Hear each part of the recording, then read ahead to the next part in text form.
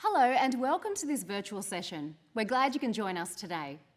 Before we get started, there's a few housekeeping items we'd like to go over with you now. Firstly, you can resize the webinar windows to cater to your viewing preferences.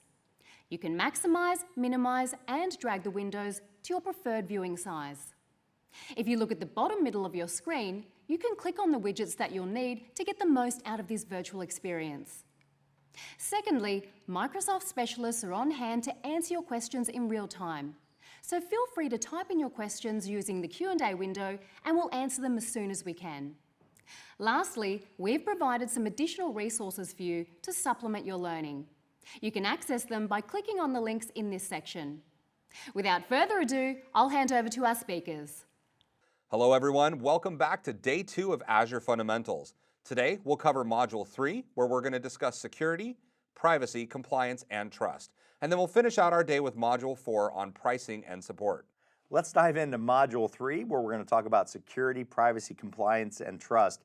And really, we're going to cover a lot of things, inch deep, mile wide again with this module. We're going to talk about some security services. We're going to talk about the layered approach to security. We're going to talk about governance. We're going to talk about monitoring. We're going to talk about privacy, compliance, and trust, and a little bit of everything in between. So we have a great module for you. As you can tell, I get excited about this because there's some really important topics. But like I mentioned before, this can be a whole topic, a whole class. As a matter of fact, it is. If you really want to become a security expert in Microsoft technology, specifically Azure, take a look at the course AZ-900 and its security in Azure. You basically get 4 to 5 days of all this stuff. So we're going to dig right in, and really we're going to start about a concept around defense in depth. And this shouldn't be new to everybody. Whenever we approach security, we have to approach it at looking at layers of security. We have to start with the physical security. Do we have friendly people at our front desk or courteous and somewhat unfriendly people at our front desks? Are our buildings secure? Do we have locks? Do we have badges? What's our user ID and password? Do we have security on the perimeter? Do we have security on the inside of the network? And wait, perimeter and network are the same thing? No. Sometimes we are known as hard and crunchy on the outside, but soft and chewy on the inside. But we have to think about this, that we have to assume that hackers are going to try to breach, and if not try to breach, actually breach any one of these layers. So we have to put up all these walls from perimeter to network to what happens on the actual compute, what about the application, to the data itself, which is where their ultimate goal is. They're trying to get inside there. So we have to think about this in a layered approach to security. And when you start working inside of Azure, the great thing about this, just like we do with compute with shared responsibility, we also have shared security responsibility. And we think about on-prem, you're responsible for all of this. But now when you start looking at the different workloads from IaaS, PaaS, and SaaS, now you get some help. Now you get some security under the covers to help strengthen your security story to make sure that it's very difficult for the bad folks to get in and take your information or become a part of it. And really, it all starts with the story of the physical security. And when you look at our data centers, they're hard to get into. And if you get a chance to go and give a tour, you definitely want to go tour these facilities. Not everybody gets to do this. And by the way, we're one of the few vendors that let you come in and tour our data centers, but it's all done in a very secure fashion. Bear in mind that everything we put in our data centers is safe and secure and locked behind doors, folks, and that's where you're trusting us as a customer of Azure looking at those layered approaches. But when we start talking about security after the physical security, what's the area where you have to protect the most? And that's identity and access. And we're going to talk about those core identity services we have in Azure right now. And really it starts with the concepts of authentication versus authorization. You have to understand the differences between the two. Authentication is simply proving who you are. That's logging in with user ID and passwords, establishing your identity. If you go to a professional sporting event, this is your ticket. Your ticket lets you get past the guard of the gate so you can get into the stadium. That's part of that, what that ticket does. The ticket does the other part, which is authorization. What seat can I sit at? Where can I buy my food? Am I in the club level? Do I get to go down close to the sidelines, or am I stuck in the nosebleed seats? When you think about this, you have authentication always happens first. You prove who you are, followed by authorization. Inside of Azure, we authenticate with Azure Active Directory, and our authorization of what we can do inside the actual subscriptions is done with what is called role-based access control, both of which we're going to cover inside this module. So understand, authorization happens after authentication, proving who you are, and then what can you do with that information. And really it all starts with Azure Active Directory, our identity solution. Now, why do we spend time on this, and why do we talk about authentication, authorization, and Azure Active Directory? Because this is how we authenticate.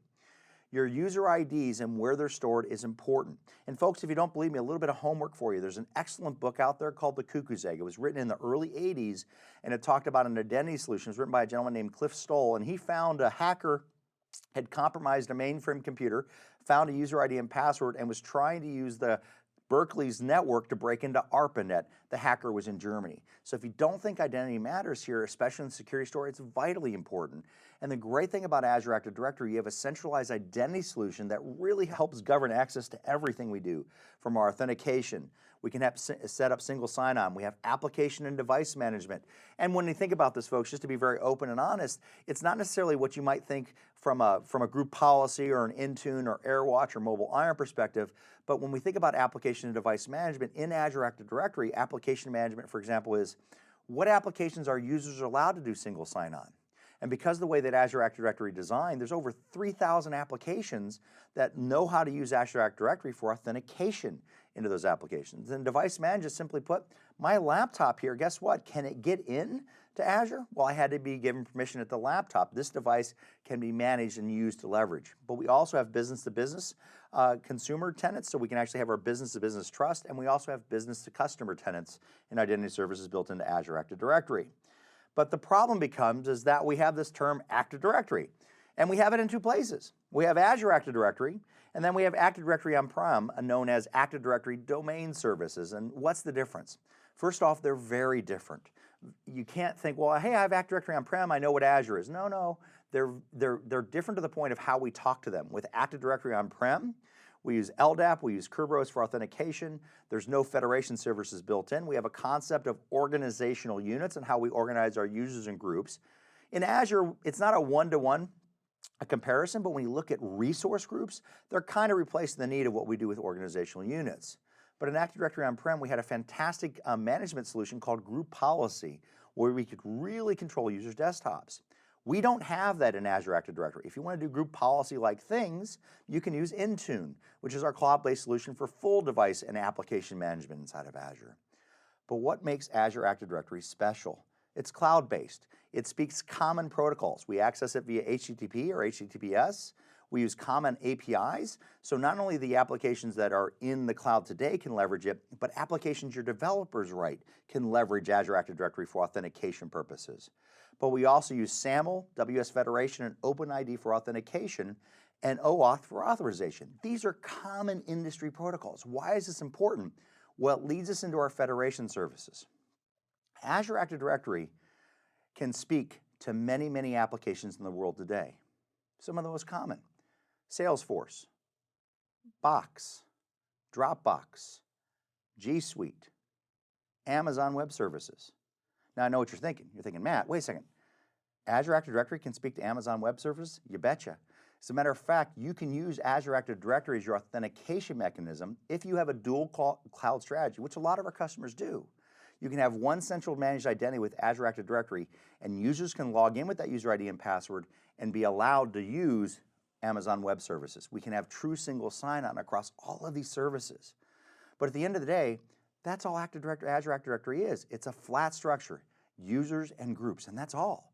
It's extremely powerful, but all the other things are done by the other components inside of Azure. So when we look at Azure Active Directory, it is radically different than Active Directory on-prem. But when you look at the cloud world that we're in today, guess what, folks? It's perfect for what we're doing inside the world that we have today. More importantly, one of the things that Azure Active Directory comes with, folks, is multi-factor authentication. Not just Microsoft, but many of the security vendors in the world today have simply made one statement, and it might have shocked all of you. Your user ID and password is no longer enough. Why? It just takes time to crack any password. It just takes effort. So now what do? How do we set this up? Remember, authentication is proving who you are. All multi-factor authentication is proving who you are in multiple ways. And it's around three big tenets. Something you know, that's your user ID and password. Something you possess. This might be your phone, it might be an application on the phone, or it might be a text message. How many of you have forgotten a password of one of your common SaaS applications today? And you can't remember, and all of a sudden you get a text message with a little verification code that you put in the forgot password screen, and you get your password reset. We do this today. And then something you are. That's your biometrics, it's your face. Windows Hello is an example that does all three. Because on our laptops, we have hello enabled, so I can just basically log in the morning with my face, and it logs me to the system. But to set that up, I had to first know my user ID and password. I had to set it up on this laptop, and then I can use my face to log on. So when we think about it, it's fantastic. However, folks, it does have a dark side. One thing about multi-factor authentication you have to realize, you're going to forget your actual password. And you're going to have problems with this. And when you have to reset, I don't know what it is. Fun story, I was blessed enough to go to Hong Kong a while back, a few months back, and I got to go deliver some training. And I had to print some things out on the printer at the Microsoft office. And I go to the printer, I'm all ready to print, have my badge, and it says, before you can print, you need to verify your identity. Can you log in with your user ID and password? I didn't know what my user ID and password was, so I had to go reset my password to log onto the printer so I could use my badge to print out the stuff for my course that I happen to be delivering. So understand, when you get into multi-factor authentication, you will most likely change your lose your passwords and may have to change it. But because you're using multi-factor authentication, a lot of organizations are lengthening their password histories. It doesn't matter anymore because we're not using that. We're using different mechanisms that verify your identity. And I thought it was something like 95% of password brute force attacks are thwarted because of multi-factor authentication. You have it in Azure Active Directory, it's available to you, and folks, if you're not turning it on, I'm just pleading. Turn it on inside your environment. It's gonna help prevent those identity crises that you may have if somebody compromises your information. So our identity services, core, Azure Active Directory is what we do inside of here. So that's our first layer. What's our next layer? Network. How do we start securing the network? And everybody's familiar with this, right? How do we start talking about it? In Azure, we have network solutions. We have to look at layers. We have the perimeter layer. Wait, you all had this. We had this today. You have firewalls. You have really big firewalls that sit out there. And if I had to guess, let me think, okay? You have port 443 open and maybe port 80. That's all you have open. But you have to start protecting it because you got to open up ports. That's how you do business. We got to let people in to get to our website so they can order our products and services. That's our perimeter. Now, how do we prevent things from happening inside there? So if I have 443 opened up, how do I protect it? Well, I throw a firewall there, and commonly known as a layer 7 firewall or a stateful firewall, or in our case, is a web application firewall. It's just on the very edge, and what it does, it scans the information. Just like it is when I go to the airport. What's the first thing that happens? I have to go to TSA, have my ticket, have my ID, I can get in. Everybody can go there. If they have a ticket, they're allowed to walk into that environment. Now what happens? If you've traveled lately in an airport, what happens after you get past the security person? You throw all your bags on a scanner, they get scanned, and you yourself walk through some kind of scanner. It's exactly what a firewall does, folks. That's all it does. It's just at the very edge. Yeah, you can come in port 80 and 443, but now we're going to verify who you are. Then we also have a special protection, distributed denial of service protection. And every customer gets this in Azure, and there's a basic feature that everybody gets. It's free. And we also have a standard feature which does a little more proactive remediation if things like happen. And all this is, a distributed denial of service attack, is a hacker just floods your internet with so much traffic. Guess what? Real traffic can't come in. Azure's been protecting it since really the beginning of Azure, preventing from these styles of attacks. We have the networking layer. Now, we're past the perimeter. What about inside our networks? If you think about your world that you live in today, in your data centers, how many of you actually were very secure on the inside? Or you just hoped the firewall would keep all the bad people at bay? Well, a lot of the really good social engineer hackers in the world today, they know how to walk around your firewall. In other words, they leveraged a really friendly receptionist and were able to walk by your perimeter layer. Now they just have to put a port scanner inside any one of your open jacks, and they're in the network layer. But can they do things? Well, inside of Azure, we use a concept, and I'm telling you what, folks, it is a huge concept. They're called NSGs, or Network Security Groups. They're a filterer. They're not a firewall. They don't inspect traffic. They're and some people would call it a stateless firewall, but just a filterer. It filters inbound and outbound traffic. It's very easy to set up. And basically, a network security group is, who are you and where are you trying to go? Either I'm going to let you go there or I'm going to deny you. And that's it. But that's on the inside of the network, and it's fine-grained filterer. And I'm going to show this to you as we take a look at some of these technologies, but now it makes it easier to secure the inside of our networks, all right? And that's the networking layer we have. When we look at Azure Firewall, we already talked about it's inbound and traffic firewall, what ports can come in.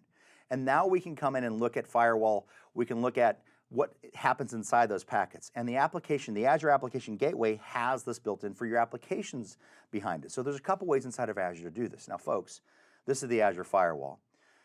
I want you to have a firewall on the perimeter of your environment. I don't really care which one you want, use. Use something. We have a lot of common vendors, Palo Alto, F5, just to name a few inside of our marketplace, folks. Use them. Have something on the perimeter of your network scanning that traffic. We have some great built-in services, but if you're familiar with some, just use one, all right? Then we have distributed denial of service. Everybody gets this basic service for free. I will tell you, for most customers, the basic free service is going to be perfect for you. If you add the standard service, it's transactional based and it can be kind of costly, but it adds some mitigation. It helps protect all your other resources. And really, when we talk about cost and security breach, what's the cost if you get breached, right? What happens inside of your environments and how do you want to prevent that? Or what's the cost if your customers can't get to your website because it, for some reason, got by the basic service? I will tell you, most customers are very, very happy with the basic service, but you might want to consider the standard service. Now, what about the inside? I've gotten past the perimeter. I'm valid traffic. I'm allowed port 83. Now, how do I move around inside of Azure? Firewall, DDoS, perimeter, external.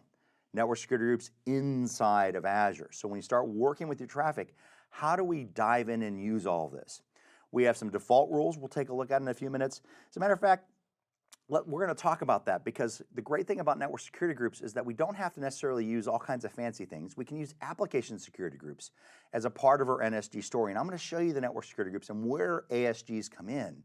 But the great thing about application security groups, they allow us to group computers by names. In other words, I don't have to know their IP address. I don't have to know anything else about them. I just have to put them in a name, a group name that allows me to organize it and control flow of traffic.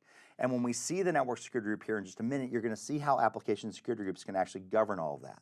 So let's take a look. Let me show you what network security groups can do and how we can set it up. So I'm going to hop in fairly quickly because I want to show you the power behind these things. So I'm going to hop into my environment. I'm going to go to my network security groups. I'm going to hop into my AZ-Fun network security group. And I'm just going to go right to the inbound rules, and I'm going to go right to add. Now I hop in here very quickly because this is where the power of the network security group lies. It's a fairly straightforward filter, and notice the first two options here. First one says source, any. Where are you coming from and what port are you coming from? Every network traffic has to have an origin port. But look at the any, it says any source, but look at the choices. I can choose an IP address range, so you have to know how to use site or addressing to control what subnets are going to be coming inside of that. I also have service tag. What's a service tag? Services. And notice the default one is internet. So this says if I have traffic that's come from outside of Azure, internet-based traffic in here, I can lump everybody into internet traffic. I don't have to worry about IP address ranges. I don't have to worry about any of that. But notice the service tags we have here because it's really, really big. We have virtual networks. This is virtual networks inside of Azure. So we have a rule specifically for our VNets inside of Azure. But as you scroll through this list, look at all the Azure services that are there, and they're all designed to help you filter traffic inside that list. And notice when I get down into storage, it's broken down into regions. So if I only know a certain region can come into this area, guess what? Lock it down. Why say any when they come inside of it? Lock down to those very specific resources that we have inside of Azure. It helps you control traffic because guess what? If I choose Storage Central India, which just happened to be the one I landed on, guess what? If I don't come from Storage Central India, I don't get in. It's blocked, right? I have to be on that list. So let me go back and we're going to have some fun with this. So I'm going to say any. I'm going to leave the port range at wide open, although generally speaking, if you know where the port's coming from that's supposed to get in here, lock it down again. Destination.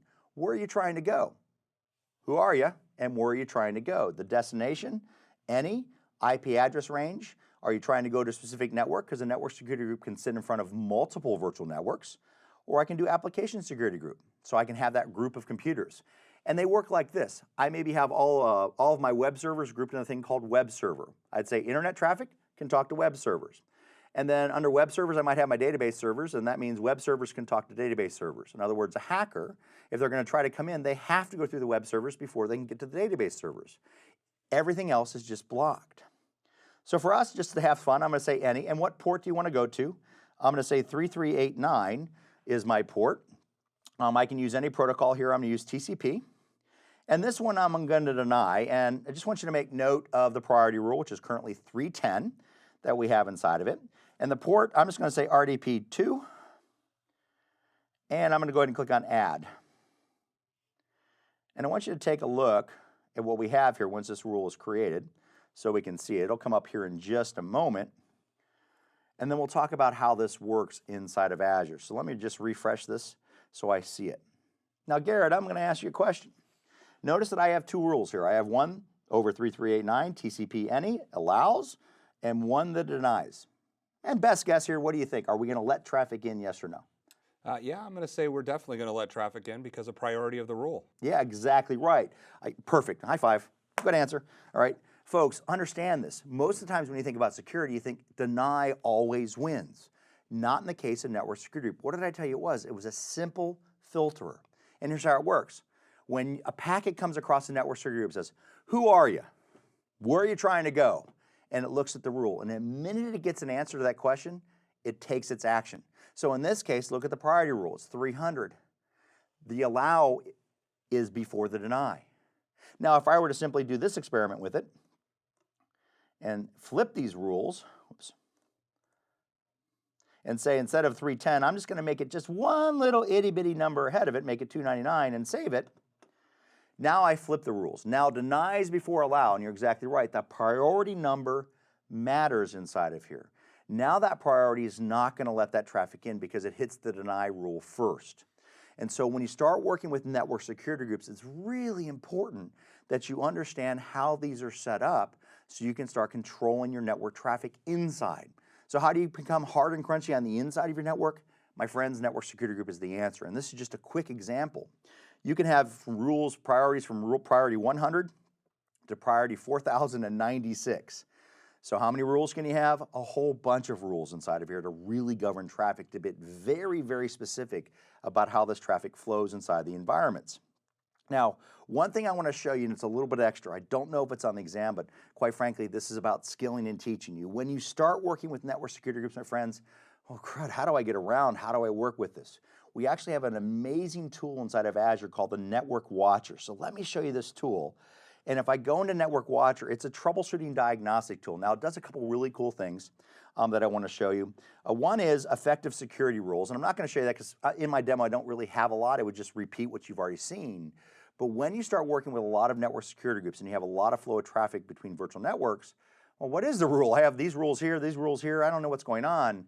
You can run the effective security rules and it's going to tell you what's going to happen. Now, let me show you three of my favorite things in this tool, and I just want to give you a quick overview. My first one is topology. Now, Garrett, I don't know about you. I've been asked to do network topology diagrams before. Isn't that a fun way to spend your day, isn't it? It's the most fun. Okay, so what I'm going to say, the sarcasm comes out, right? Sorry. The cool thing about this is that when you have these things, we can do it in Azure very quickly. Now, I'm not going to tell anybody what I'm about ready to show you. And folks, I'm not going to tell any of your bosses either, but watch what happens. So I'm going to say my Windows group, I'm just going to select my AZ Fund group. And notice what happens here in a second. It automatically diagrams my virtual networks that are in that group. And by the way, all those icons are live links. So now I've just diagrammed. You can download it, throw your PowerPoint. I'll tell your bosses, it took you all day to do that. Okay? So it's there, but it's easy to do. So we have that built into Azure. Learn how to use topology. See what's out there. Now we have two other tools. When we're on-prem and when we've been troubleshooting, what's the most common tool? We use ping. Hey, can I get there? I just want to send a simple packet, get a response. Inside of Azure, we have its equivalent. It's called IP Flow Verify. So when you start working with network security groups, you have to start to understand how you troubleshoot it. So IP Flow Verify is a way I can essentially do it, a ping at the Azure level. So I don't have to worry about diving into the virtual machines, what's the password? Hey, can I get from point A to point B when I have VMs involved? And the other one we have is called Nextop. This is the equivalent of Traceroute that we have inside of Azure as well. So folks, I don't know if this is on AZ-900. I do know it's on every other exam after that. But from a standpoint, when you start working with network security groups, you have to know how to troubleshoot them. Network Watcher is one of those tools. And it does a whole lot else. I just show you some of my favorite things that are really help you get through that. So understand we have some great tools to secure a network, and we have some great tools to help you troubleshoot that flow. Can I get from point A to B? Did I effective rule? Did it deny me somewhere and I have to go look at it? And when you look at those network security groups, and this is where Garrett figured it out, when I looked at the network security group, if you notice the default rules, the very last rule that is created, and by the way, you can't get rid of the default rules, the very last rule is any, deny. So it basically says, if you come up to the network security group and it doesn't know who you are, it doesn't know where you're trying to go, it hits that last rule, deny. I don't know who you are, see the last rule. But I really want to get in, see the last rule. But please, see the last rule. You're not on the list, you don't get in, all right? And that's why we have those rules there and in place. And pretty much everything that you make in our network security group is an exception to that very last rule, which is deny. I'm just going to allow traffic to come in, or I'm going to deny and create some filters or some uniqueness that are here. I spent a little bit of time, folks. It is one of the biggest concepts we can do inside of Azure, that's the network security groups. So let's go ahead and switch back in and talk about some of the other great security stuff. I could spend all day in network security groups, but we got some stuff to talk about. Let's talk about some of the other tools and features we have built into Azure. First off, we have Security Center. Congratulations, everybody's Security Center at a basic level that's going to help do some analysis. It's a monitoring service that really looks at not only your Azure resources, but your also on-prem resources, and it provides recommendations based on how you configure this. In other words, a lot of people say, well, how would Microsoft secure us? The Security Center is our answer to that. It helps monitor that environment across both our clouds, our on-prem to see what's going on, and it'll apply your policies as you're provisioning them. So Security Center really helps look at that, but it also does a lot of things around detecting, assessing the issue, diagnosing it, giving you some kind of stabilization recommendations or best practices, and then closing it. They're incident response tools, so how we can find out what's going on in our environment, we can use Security Center to do that. We also have a thing called Key Vault. Now, Garrett, be honest with you, have you ever forgotten your user ID and password? I've forgotten it many times, yes. Absolutely. Sometimes we forget user ID and passwords. Now, have you ever forgotten your BitLocker key? I don't typically remember my BitLocker key, yes, that's correct. Yeah, we don't know that, or it's stored in ours, it's stored in part of our Active Directory, although it's changed now. But folks, if you ever call Microsoft and, hey, I forgot my user ID and password, we generally will help you with that. We'll reset you. We can do a password reset for you. But if you call Microsoft and say, I forgot my encryption key, or I forgot my BitLocker key, or I put a little password on my Word document to password protect it, they're going to be sympathetic. They're going to say, I'm sorry, you don't know your key, but we can't help you because we don't know that. So when you get these important secrets, and you get these important things like maybe a shared administrative password, you have to have a place to centralize, store it, and work with it. And this is what we use inside the Key Vault that we can leverage inside of here. So let me show you how this works. Oh, and side note, the Key Vault is also used programmatically.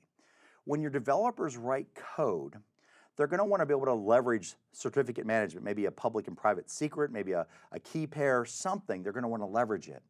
Developers traditionally don't like to put this in their code. It adds bulk to their code. It adds a lot of extra latency they may not need. The great thing about this, the Key Vault can be accessed via APIs. So now our developers don't have to know the keys and the certificates. They just call the Key Vault whatever endpoints we give it to be able to leverage that. But let me show you an example of how the Key Vault can be used. So Garrett, I have, inside of my environment, I have a virtual machine I have logged on, and I've used Microsoft Azure's backup tool, and I want to recover some information from here. So I'm just going to bring up my backup tool that we have. And if you've never used Azure Backup, it's actually a quite cool tool. It's out of the scope of this class, but it's really, really cool to use and leverage. Now, for those of you looking at the tool, hey, that looks like Windows Backup. Yeah, it is. The only difference is, guess what? It's backing up to Azure. So I want to recover some data. And the first question it's going to ask, where did you actually create the data from? Well, inside of here, I created the data from another server. So it's on another system. First thing it asked me, hey, what's your vault credentials? It's trying to verify my identity of who I am. So I'm going to go ahead and browse for this. I'm going to choose my vault credentials. And it tells me my recovery services vault, my subscriber ID, and all that information. Then it says which server in the vault, and these are all the different systems that I've backed up to this particular environment. It asks me my passphrase.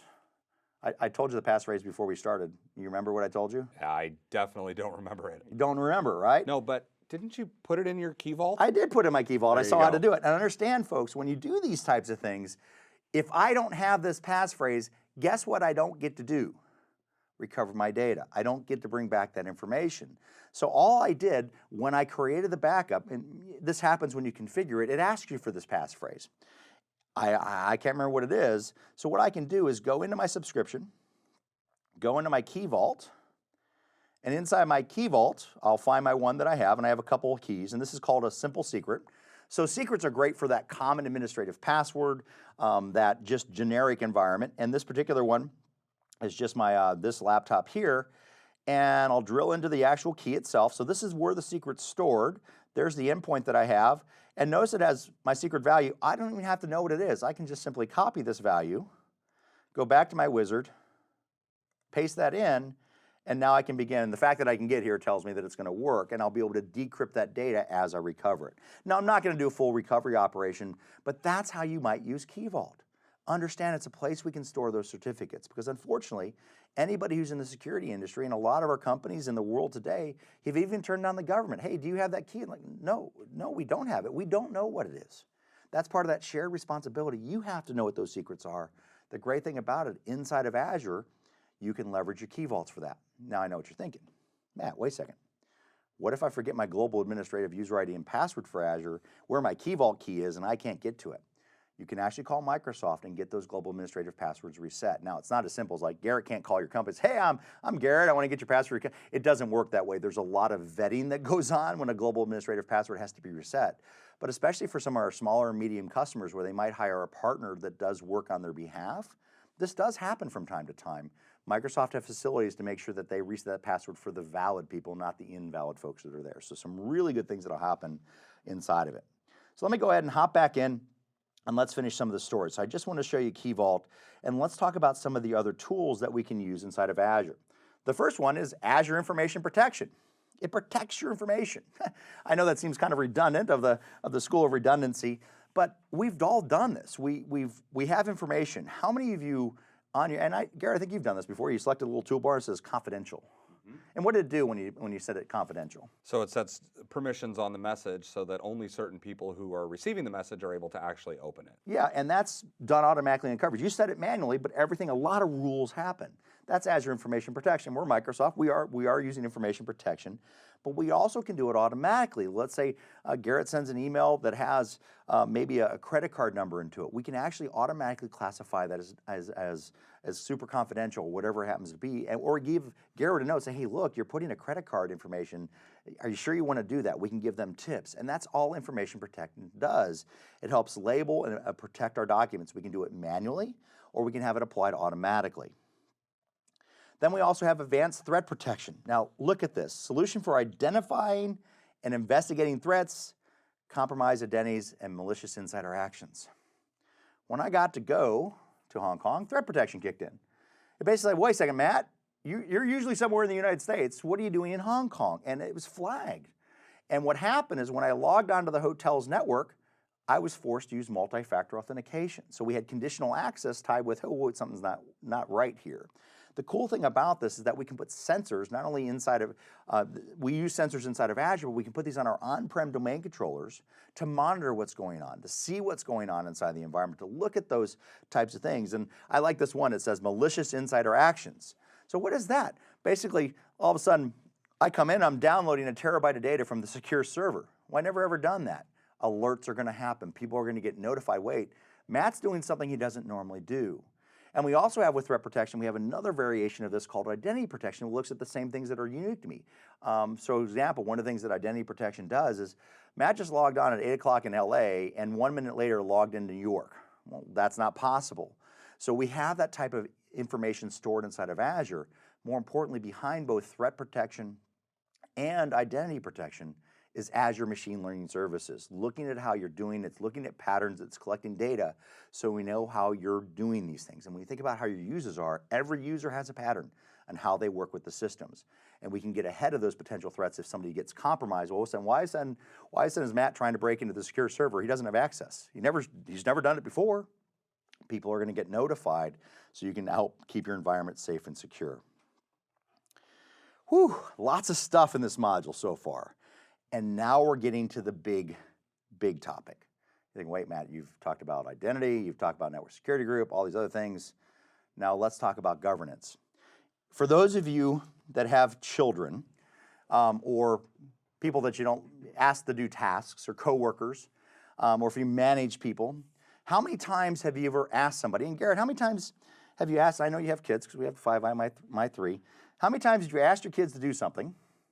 They did to the letter of law what you asked, but they didn't do it the way you would have done it. I would say that happens on a regular basis. They did it, and you can't get mad at them because they got it done. Yeah, they found a loophole somewhere in what you said to do. They said, hey, empty the trash on a day that ends in Y, and they waited and they found a day that ends in Y and did all these things. Well, inside of Azure, how do we control how folks do things inside of our environments? It's all around governance, and we have several things we're going to talk about inside of here. We're going to start with a conversation with policy. We're going to talk about role-based access control. We're going to talk about locks and everything in between. But now we start talking about, if I give you access, if I authorize you to use Azure, are you going to create the virtual machines that I want you to create? We've gone through as IT and verified who they are, and we know which regions we want to use. How do I make sure you use the regions? Like, hey, you can only use Central, but you can't use South Africa. Yeah, we're going to have to create some Azure policies. Yeah, exactly right. We're going to have to create some Azure policies that are up here. And those are examples of policies. And all policies are our way as IT to govern how you create things. Examples, virtual machine. You got to create a virtual machine of this family. You got to put it in this region. You have to put it in a tag. You have to have a public IP, you can't have a public IP address. You have to use the hybrid benefit for licensing. All these policies are designed to help us control how people create things inside of Azure. It's how we govern this. It's how we make sure they adhere to compliances that we may have inside the organization. Policies are extremely important because we control how users create stuff inside of Azure. Now, when you think about the policies, the examples I just laid out, region, VM, no IP, user licensing, very singular. And that's how you want to set them up, because the tool inside of Azure for policy is going to flag, hey, this is not in compliance. Well, if you have a bunch of policies in a single policy file, you're going to have to figure out why they're not in compliance. So you keep them fairly siloed. But when you start working with Azure, how do you implement those policies? Well, after you create the definition file, you apply it, you assign it a scope, and you evaluate it to see what's going on. And policies have two effects. They can be audit policies, just a report, or they can have deny policies, which prevent users. So if Garrett were to try to create a policy in South Africa and I'm preventing that region, he'll be denied. The resource will not be created, and it'll tell him why. You can't do those things. But when we start working with policies, when you start thinking about just virtual machine creation, and we talked about this in Module 2, and then we went through that wizard and all those settings. Well, what if I was configuring all those, 30, 40 settings that I can do? I wouldn't want to apply each one of those individually. What you'll do is create a thing called an initiative. And all an initiative is a collection of policies. So the way this works, you create all your policies, so all those individual settings, and they might be related. Like, I want to have a VM creation definition or an initiative. You put them all in that initiative, and then you apply that initiative to the scope you want to apply it. Remember our hierarchy from Module 2? We have management groups, subscriptions, and resource groups. That's where we can assign our initiatives to. And it makes it very easy for us to control how users can create. So folks, you might be running this today. If you're using Azure in your organization and you can't create something in a certain region, or you can't create a certain VM, very well, your IT department may have already implemented policies in your Azure. It's an okay thing, because they're trying to govern how you control things. They might be for compliance. The best thing about this, though, is if you can't do something that you need to do, you can go ask IT. Because IT wants you to use Azure. We want you to leverage it. They want you to see inside of it. And you can say, hey, look, I need this VM, and then you can open up a dialogue of why that's important. And as long as it adheres to your compliance, these chances are they're going to give you a policy that lets you do those things. So policies and initiatives inside of Azure. Hey, Matt, we just had a question come in. This person is saying that they don't want the people in their development team to stand up a really high-powered VM with a lot of cores. Is this something that Azure Policy can help us with? Oh, absolutely it can. That's where we can control those environments. Now, one of the reasons why, if I'm thinking about that policy, for example, why they can't set up high-powered, they're probably worried about cost. Because when you get into those really high-powered machines, we're talking $1,000 hour type of machines, lots of cores, lots of memory, earn $2,000 a month, that kind of stuff that's there. So they're worried about costs, so we're going to prevent that. Now in Module 4, we're going to talk about what if we do need a bunch of those high-powered machines? How can we eliminate some of the costs to alleviate that? But generally speaking, whenever I want to control what people can or cannot do inside of Azure, guess what? I'm going to use policies to control that. And it's kind of like I would call our dad rule. You and I are dads, right? Hey, you got to do it, but now you got to do it the way I say you have to do it, right? And do it in the way that I want to. And that's what policies and initiatives do for us inside of Azure. That's what governance is inside of it. So policies are how we can create it, but can I even create it? am I allowed to use Azure, right? I have to do it in a certain way with policy. Am I allowed to use it? And this is role-based access control. So role-based access control is how we do these things, folks, and it's fine-grained management. Now, we apply it at the subscription level, the resource group level, or the individual resource level, and they allow us to govern our authorization. So understand, we authenticated against Azure Active Directory, proved we're allowed to be here. Now, what am I authorized to do? That's all done by role-based access control. It's how we grant permissions inside the organization, and generally how it works, you have your users, they're going to be in groups, and we assign those groups roles inside of Azure, and those roles under the covers have rights and permissions to do something. Depending on what role it is going to determine what you can actually do. Role-based access control, or RBAC for short. And so when we take a look at this, it's really straightforward. So I'm going to show you two examples in this demo. I'm going to show you how it looks from an end user perspective, in other words, somebody that has RBAC being applied to them, and then how do we change it. So let me hop into my systems here. So I'm logged in as admin 2 in this particular tenant, and this tenant has a subscription assigned to it. This is the same tenant that I've been using in all of my demonstrations that I have, and I have lots of resource groups. As a matter of fact, we created a resource group for our VMs. If I go to resource groups, logged in as admin 2, notice I only see the one resource group, RBAC test. What you're seeing here is role-based access control in action. Admin 2 only has permission in this one specific resource group. Even though I know there are more resource groups in this subscription, admin 2 hasn't been given permission yet. Even if admin 2 knows how to get around it by going to create a resource, choose the VM, and say, I know there's more, even in the drop-down list, they only show the one resource group that are there. So that's what it looks like from a perspective of a user that has RBAC applied to them. Now, how do I change it? So let me switch over to my other browser, and I can actually show you how this works. So in my other environment, I'm going to go in and I'm going to go to the resource groups, and notice I see all the resource groups. Now, in case you didn't believe I was in the same subscription, you see the RBAC test group that I'm here, but I have this AZ Fund group. So I want to give admin 2 permissions to use AZ Fund, and this is how it works, right? Traditionally speaking, when your organization sets up an Azure subscription for consumption of Azure resources, the very next thing they're going to do is control who can create what and where they can create it, and generally they'll do it at a resource group. So if Garrett says, hey, I want to use some Azure, great, Garrett, I'm going to give you a resource group, and I'm going to give you ownership of that resource group. You can do whatever you want inside that resource group, but I'm not going to let you govern up unless that's part of his role. Let me show you how this is set up. So I'm going to go into my resource group, and in my resource group, there's an option up here at the top. It says access control, and it says IAM at the end. I like IAM. It stands for Identity Access Management. When I think about role-based access control, it says, I am so-and-so. Do you know who I am? Let me in, right? The kind of those types of things that we have. So I'm going to choose access control. And inside of here, I'm going to go role assignments. Now I see some legacy, and I have some things I've been doing a lot in this environment. But I have this RAID 78 account. Now this is a special account. This is my global administrator. It's the ID that I use for this particular environment. And they have this role assigned to them called User Access Administrator. All that role allows RAID 78 to do, and they're a global administrator, so they actually have a lot of other hidden rights and other things. Basically, global admin can do whatever they want, wherever they want inside the subscription. But User Access Administrator has a very specific right.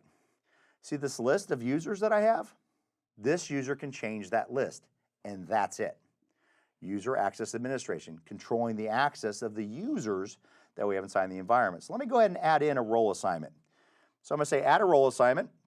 It's going to say, what role do you have? If I click on this down arrow, folks, look at this. Now, aside from the top 3, owner, contributor, and reader, they're all in alphabetical order. And if you scroll through this list, like I get down to, here's one that says backup reader, backup operator. This is very specific. It's giving me access to the backup service to be able to read, I think in this case, the backup policies, just to be able to look at that information. Well, if I don't have anything backup related in this resource group, guess what this user can do? Effectively nothing. Even though they have the rights, it's for that particular service. The reason I point out these other roles is because sometimes when we think about role-based access control, we get siloed in thinking of just users and groups. But in reality, remember, we have Azure services running around Azure trying to access and use things. And we can really, once again, just like with network security groups, lock down the different types of roles that we want to use and leverage inside of Azure. But the three big roles at the top, and you see owner, you see reader, you see contributor, you see all that stuff that's here. So it really starts with these three roles at the top: owner, contributor, and reader. The owner of the resource can do anything inside. In this specific case, it'll be anything inside of the AZ Fund resource group. That's my scope. They can do whatever they want. They can control the resources. They can even modify the access control list here in the screen. They can even control locks. They have full ownership over that. Then we have contributor. Contributor can do anything inside the resource group. They can add any resources, delete resources. They can do whatever they want as long as they have permissions on those resources inside that group. Do whatever they want.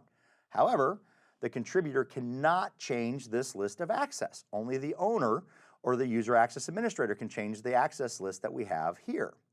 And then we have reader. Pretty obvious what that one is. Reader is, they just look at the resources. That's all they can see, what's going on inside of it. So I'm going to make my user owner. Now notice it says assign users to using groups. Remember I told you that there might be other resources. We actually have system managed identities. We have different Azure services. We have the ability to really control how our users and our resources leverage the different resources in the resource groups or wherever we scope them to be. I'm going to leave on my user. I'm just going to go ahead and put an admin2, which will give me my user, and I'm going to go ahead and save that. And it'll take a second here, but now I have given admin2 ownership of that resource group, which means now admin2, as I try to stall Garrett here and make sure and lengthen this out so it'll hopefully take place, because it doesn't always take place right away, but admin2 will be given rights and roles to that user, that resource group. So if everything goes right, when I hop over there, I might have to do a quick refresh. AZ Fund resource group should just show up for that user to use and leverage. So the great thing about this is that role-based access control, when you set it up, it takes place immediately. You generally don't have to log off and log back in to make it work. And I may have to, just as a refresh on the screens that are here. Notice as I'm keeping to stalling here, I'm trying to make sure this works. So let me go ahead and switch over to my second browsing window here, and let me see if by chance AZ Fund has shown up. So I'm going to go ahead and switch over to that now.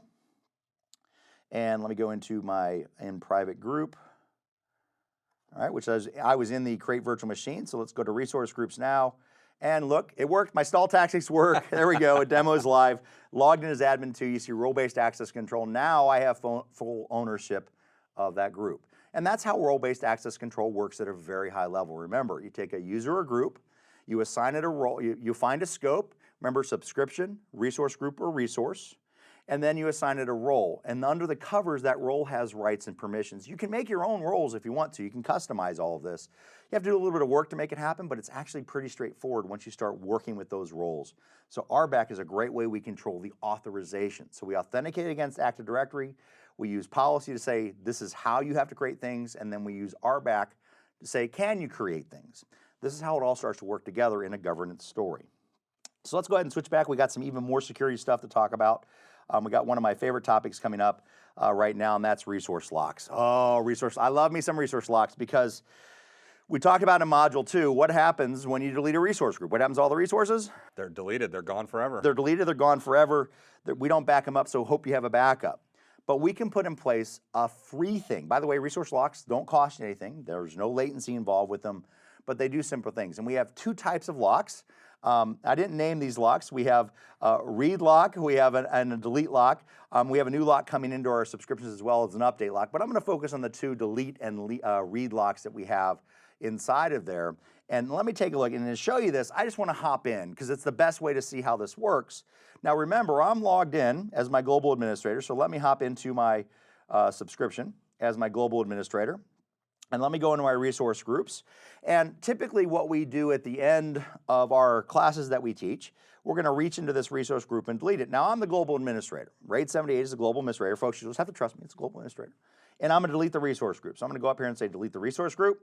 And I'm a global administrator, so I don't actually type anything. I just copy and paste things. I hear the laughter coming from afar. And I'm going to go ahead and paste that in. By the way, if you delete resource groups via script, you can put a no wait and a force script so you don't get this extra confirmation. Be very careful with that, right? The confirmations are there to help protect us from, well, quite frankly, us. So I'm going to go ahead and try to delete this resource group. And notice it failed because it has been locked. Now, does this mean I can't delete this resource group? No, it simply means I can't delete this resource group while the lock is in place. As the owner of that resource or the global administrator, I can remove the lock and then I can reach in and delete the group, but you have to remove the lock first. It's something you have to explicitly add and something you have to explicitly remove inside the environments. Now, where did I set this up? I set this up inside my locks. So if I go to locks, you'll see the lock for that resource group. There's the can't delete, which is a delete lock, but I also have this one for read only, but notice the scope. I put it on FunVM2 is where I put the scope, but it's read only.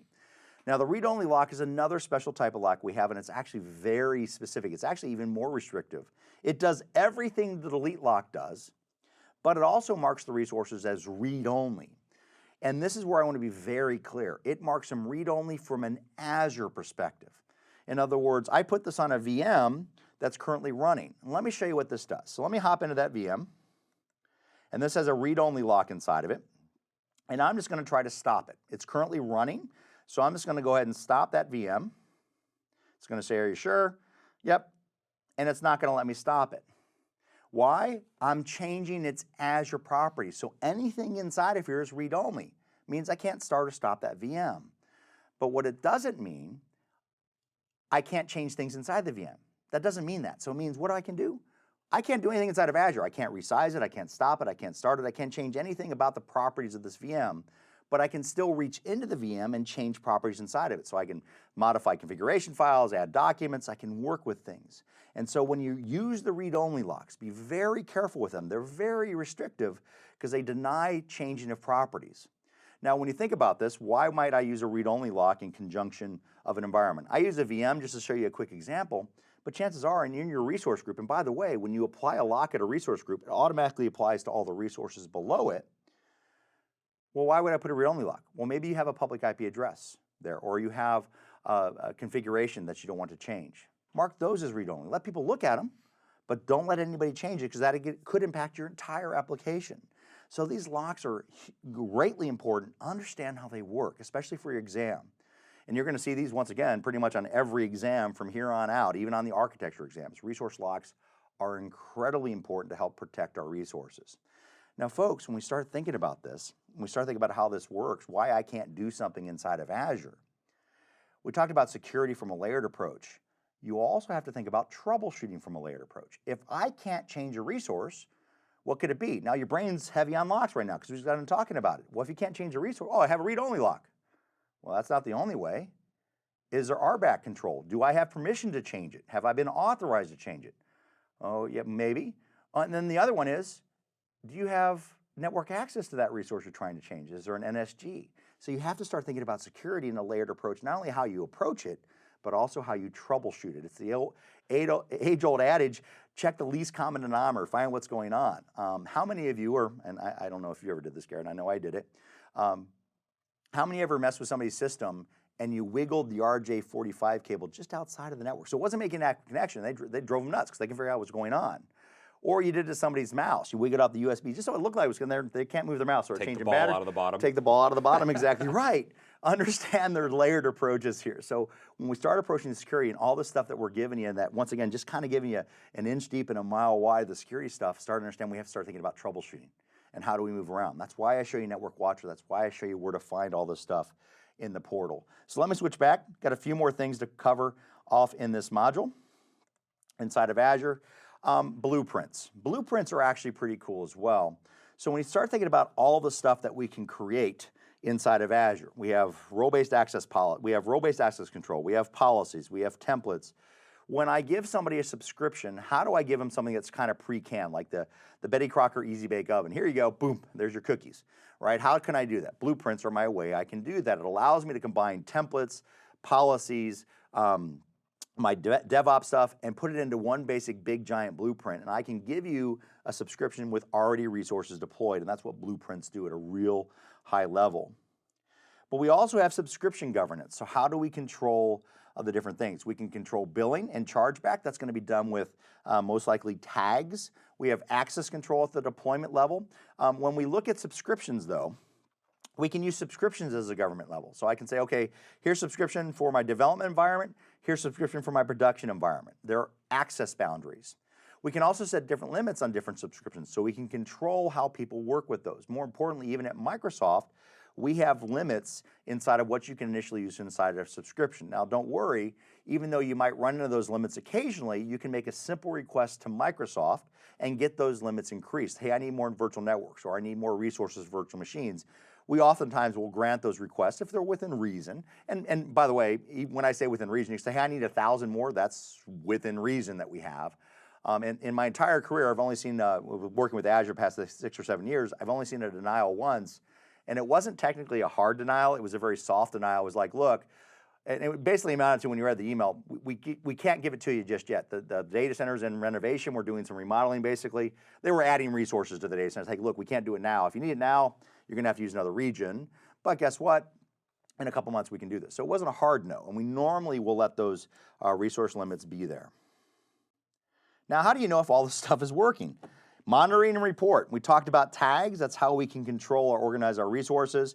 They're basically a key name value pair. Hey, this is called the region tag, and you have to have the value West region, and that's how we work with it. Or this is your department tag, and it's the whatever finance department. The main reason we use tags is for billing, because we want to be able to make sure how to charge back to the different departments and organization. Understand, when you get a bill from Microsoft, essentially it's just a really big spreadsheet with line item after line item after line item, all the resources you're creating, but there's also a column that's specified for tags. And the great thing about those tags, guess what? We can organize that and secure it, and we can actually understand it. We also might use tags for a project. Like I have a tag for, what's your project name? Project X. Now I can understand how much does that project cost me. I can just do a simple query on tags. It also makes it very easy to find all the resources that might have that tag associated with it. So tags are an organizational unit as much as they are a billing purpose as well. We have Azure Monitor. Folks, this is a 2-hour module in and of itself in one of our courses on monitoring. And what monitoring allows us to do is look at data, and we can collect not only the metrics of things, this is running at 85%, but we can also collect the logs of things. Why is it running at 85%? So the monitoring is really a platform that includes our log analytics. It helps us collect data. And the minute you start working with this, the monitor's in place. It's already starting to find that telemetry. It's already starting to work. The minute you start putting things inside of Azure, you have the monitoring. We can look at the different applications. We even have the ability with monitoring, folks. We have a thing called Azure Application Insights, which is a part of our monitoring platform that can reach into code and say, you know what? That line of code is why your application's slow. Here's what we're seeing from that. It can tell you those specifics. It can help you respond to alerts. What happens here? Think about this. I have a monitor. I'm looking at stuff. I've set a condition. Say, if I reach over this certain resource parameter, so a condition and a resource, I'm monitoring all that. I can create a thing called an action group inside of Azure. And what the action group does allows me to do things. Now, what kind of things are in the action group? Oh, you can send emails, you can send text, you can run Azure Functions, Azure App Services, you can do scripts. Pretty much when I have an alert that is triggered by our monitoring, we can pretty much do whatever we want to help maintain or remediate or fix or do whatever we need to. So I talked about in Module 2, when you want to scale up a resource like a virtual machine, you want to add more hardware to it because it's at capacity or need more CPU, or you're measuring the monitoring. That's a manual process. It's actually really easy to do inside of Azure. Say, you know what? That system's at CPU is 85%. We need to get another bigger VM, and what we'll do inside of Azure is reach in, alert triggers the monitor. We have an action group that runs a script that increases the size of that VM automatically. So you can automate a lot of this stuff. Or we can monitor, hey, the VM's off at 6 a.m. on Monday, turn it on. That's part of the things that we can work with inside of a monitoring environment. So we can monitor our health. Now, how do you know when you're looking at things, if Azure's running slow or pokey or something is not right, how do you know if it's what you're doing inside of Azure versus is Microsoft having a problem, something's wrong inside of Azure? So we use Monitor to see what's going on inside your subscription, but we use Azure Service Health. It's our way of Microsoft to communicate with you, you know what, there might be an issue inside of your subscription. There might be an issue in all of Azure that might impact all the regions. It might impact a region you have stuff in, but we actually do this with what's called Service Health, and allows us to look at those different dynamics inside of Azure. We can look at all the health of our services, and you can filter on it just for the regions you have stuff. It's our way at Microsoft to say, hey, something happened. And when there are service health issues, inside of Azure. We'll not only tell you the status of the issue, is it currently being actively worked, has it been resolved, has it been remediated, we'll also share with you, as long as we don't violate any compliances in this process, the root cause analysis. So one of the things that we had we had a 19-hour outage, by the way, a really bad outage a little while back in one of our South Central data center. And when you led the root cause analysis, it pretty much led with, the facility is hit by multiple lightning strikes. And everybody thinks I'm disclosing some kind of Microsoft secret. No, it was in the public root cause analysis document that every Azure customer can look at. And even folks, even if you're not a customer, you have to go and figure that out in the news wires that are out there. But we publish this stuff. We want to be open and transparent with you about how we actually use our Azure environments inside of here. So service health. We also have Azure Advisor. Now, Azure Advisor is free. It's a free tool that runs across your environments and say, hey, based on what I see, you may want to do something. This is Microsoft, what I like to call Microsoft's best recommendations tool. In other words, customers ask us all the time, how would Microsoft do this? Advisor is a free tool that will help you do all this. It's going to identify things inside of Azure. It's saying, hey, you can do this a little bit better, you can do this a little better, you can improve the resources here. Azure Advisor is going to help you do things according to what Microsoft considers best practices. My advice to you when you look at Advisor, take a look at the advice it gives you, but take that advice with a grain of salt. Make sure that whatever actions it is asking you to do, it doesn't violate any internal compliances. And so you actually can work with that information. And it's a down the middle tool. I have had customers say, hey, this is Microsoft's upsell tool. It's always trying to get me to do other things and best practices. And we are going to say, hey, look, you have a single VM. Have you thought about having an availability set, which means you have to spin up another VM, which means it's going to cost you more money, but we're going to give you that recommendation. It's up to you whether you want to take it. But the tool will also go the other way. Say, you know what, that VM you're running is only at 25% utilization. Have you considered using a smaller VM that costs you less and will help you save money? So Advisor is a free tool to allow us to do those types of things very easily inside of Azure. The last topic, privacy, compliance, and data protection standards. So we have a lot of stuff here, but really everything centers around, and say it with me, Garrett, Trust Center. Trust Center. Trust Center. Trust Center. All right, Trust Center. So whenever a customer asks us, hey, what Microsoft compliances do you have? What's your privacy statement? What are your standards around data protection? How does Microsoft as a business? We want to be your trusted IT provider. We want to have you trust in our cloud. Whenever you have this, you can just simply pull up Bing and do Azure Trust Center, and it's a website, and I'm going to show it to you here in a moment, where all this information is stored. It's all our compliancy terms and requirements. We share with these. You can even download the audit reports for most of these compliancies to find out how our cloud is verified. And by the way, we don't verify these ourselves. These are all third-party organizations that come in and vet us. Just like you have to get vetted when you have compliancy, we have to adhere to the same standards you do inside of it. And we have HIPAA compliance. We have GDPRs built into our DNA. It's been that way as well. And if you ever get a chance, if you go to any one of our conferences, our customer conferences that we have, if you get a chance, and if compliancy and trust is important to you, all I have to say is if you see Brad Smith speaking anywhere, and he's our chief legal officer, I just call him the head legal dude, but he's our big lawyer in the sky at Microsoft. His number one concern, open and transparent communication to his customers. And folks, if you want to hear somebody that's a really good speaker talking about this at a level of our company, go see Brad Smith. Yeah, and even if you don't get an opportunity to actually go out and see Brad at a conference or whatnot, Brad has a blog, and he is very actively posting on his blog about all the different things that Microsoft is doing to really protect your data. Because when Microsoft thinks about data, the data is yours. You're entrusting us to store the data for you, but that's not our data. That belongs to you, and we will go to bat for you to help protect that data. And Brad loves to post about that, so I highly recommend checking out his blog. Yeah, he's an amazing resource that we have. He lives and breathes this every day. Our privacy statement's up there. We have our Trust Center. You know what? Let me hop out and let me show you what the Trust Center is, where you can find it. And literally, folks, it's as easy as just doing a quick search on the internet and saying, let's go Azure Trust Center, and this is what it's going to look like when you come to the site. And we change this frequently, so depending on when you actually do the search, it may have a different splash screen or what's on, but you can see the investments that we're making in R&D. We have cybersecurity experts employed by our company. We even have, I talk about I'm in the dream job now. I think my other favorite dream job, we have a red and blue team inside of Microsoft. We actually have internal Microsoft employees that every day they wake up trying to defeat each other. They try to break in, and we have defenders. I mean, we have this type of stuff. We think about this. And we talk about Brad Smith, another one, and he's the father of Azure, Mark Russinovich. If you ever get a chance to hear him talk, especially if you're looking where our future of our cloud is going, once again, hugely entertaining, hugely smart dude that we have inside of here. But we also have compliance offerings. Now, I like this one because I get asked this all the time. What does Microsoft have around compliance? So if I say learn about compliance offerings, we can actually come in and take a look at all the compliances we offer as an organization. We lead the industry in this. Now, when I say that, I always smile because generally once we get a compliancy, people will follow along because cloud technologies have to be treated differently, but everything we do is vetted here. It's all approved and verified for us to see. The cool thing about this is that we can look at all these compliance standards. We can see what's inside of there.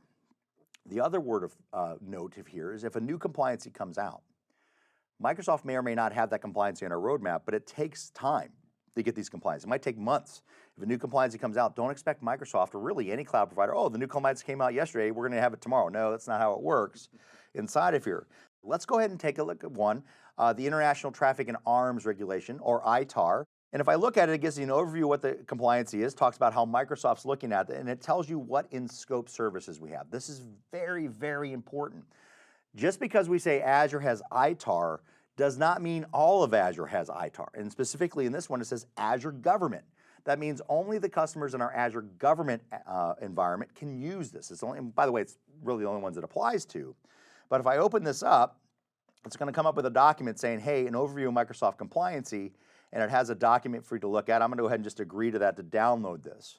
And I want to show you what this is because when you start using Azure, if compliancy is important to you, you have to understand not only what compliance offerings we have, but you also have to know this document. We update this document frequently, but it'll tell you the different compliances that we have here.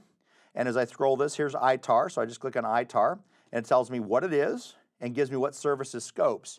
And it says, see Azure Services in FedRAMP and DoD SRG audit scope. These are all a part of it. Now, where's all that information?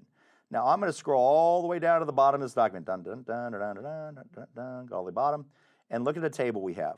So just because we say we have a compliance for Azure Government doesn't mean all the services inside of Azure have that as well.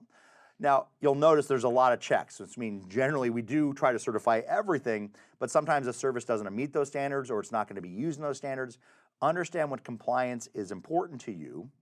You have to understand these compliance offerings and what we can do. So even before you start to design a solution, if you have a certain governmental compliance that you have to adhere to, do a quick research. Check this document to make sure the stuff you're going to use falls in compliance. Now, we also have another tool called the Compliance Manager. It's one of the few demos we can't do with our subscriptions that we have here, but it'll actually run across your Azure environment and tell you what compliances you're hearing. Hey, I'm looking for this compliance. Do I meet that? It's going to basically do that fact check, pull out this table and check all of that information for you. So we have ways to look at the compliance offerings inside of Azure. Now, the one thing I want to show you, because I mentioned it, let me hop back into my system and let me just show you Advisor real quick. I just want to show you what's there. So I'm just going to do a quick search on Advisor. I know it's a top result. And Advisor comes across and looks at recommendations. And notice I have a recommendation for high availability. I have a recommendation for operational excellence, and it's still checking for performance, security, and cost. We'll see if it comes up with anything here in a second. This is that free tool that's going to give me ideas. So I'm doing well in security, performance is all right, cost is all right. If I say, let's look at the recommendations for high availability, it's going to say, hey, look, you might want to enable a virtual machine backup. You might want to use availability sets. So it's telling me some information. And if I click on, let's use availability sets because we talked about it in this course, it's going to say, talk about move a machine, and by say it says move a machine to an availability set. This is where I got excited the first time I saw this. It's an export and an import operation. It'll lead you through those steps. But if I go back to the Advisor and I go to operational excellence, notice it says create a service health alert. This one is saying, hey, look, we advertise this and you can look for our Azure Service Health if something happened, but this is saying, you know what, why don't you create an alert so if a service health issue impacts your Azure environment, from a Microsoft perspective, you get a notification on this. And let me show you what this looks like, because what I'm going to dig into here is actually the monitoring platform for just a second. It tells me here's what my target is and what I want to do, and I can simply create an action group. So we'll just call this creative name test, short name test, and what are the actions? And we'll say email. And what I can do is set the action type. I can set emails, I can do IT service management, I can run a logic app, I can also do automation runbook, which is our scripting environment. So if I go just email, It then says, what do you want to send an email to? What do you want to send an SMS to? You want push notifications? You want a voicemail? This is all that alerting environment does. So this is the tip of the iceberg for monitoring, but when you start thinking about, hey, we monitor for condition, and I want to be alerted here how it's going to go, and those actions, you can have an email and do an action group, an automation script, then run a web function. You can put whatever you want inside the action group. So I just wanted to show that to you briefly because we were out here in the portal. So let me dig back up and we'll close out module 3 inside of our environments today. And what I want to close out with is just a couple special notes, and I've already mentioned it a few times. We have two things in Azure we have Azure, and the Azure that you've been seeing today is what I call Azure Commercial. It's what probably 90% of all of our customers use. It's most likely the customers you're going to use, what you're going to use inside of Azure. It's kind of our public environment of Azure. But we have a couple of special, what are called community clouds, very siloed focus. The first one we have is Azure Government Services.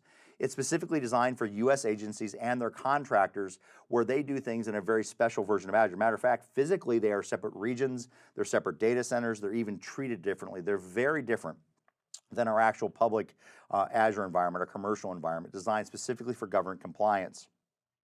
And they adhere to all the government standards, especially when it comes to data center maintenance, logistic management, compliance. These are abundant there at the government resources.